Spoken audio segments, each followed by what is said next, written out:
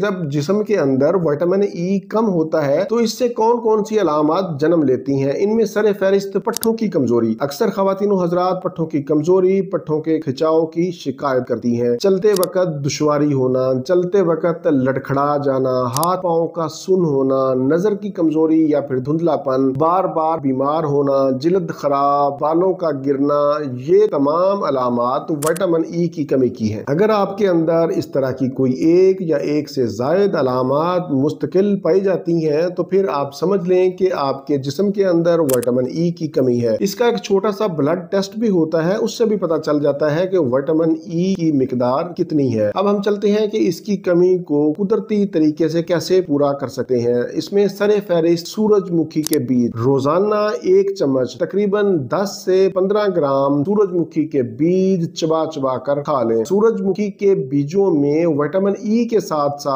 Zinc, potassium और protein की भी वाफर मिकदार पाई जाती है। दूसरे नंबर पर रात को सोने से पहले 8 से 10 अदद बादाम पानी में भिगो दें। सुबह उतार छिलका उतार कर बादाम चबा चबा कर खा लें। तीसरे नंबर पर मूंगफली, ये भी आप 10 से 15 ग्राम यानी 1 चम्मच रोजाना चबा चबा कर खा सकते हैं। चौथे नंबर पर आप हफ्ता में 1 से 2 मरतबा पालक का सालन जरूर खाएं। इसके अलावा रोजाना सुबह नाश्ता में उबला हुआ अंडा भी खा सकते हैं। हफ्ता में 1 से 2 दिन मछली का इस्तेमाल भी विटामिन ई की कमी को पूरा करने के लिए बहुत ही जरूरी है।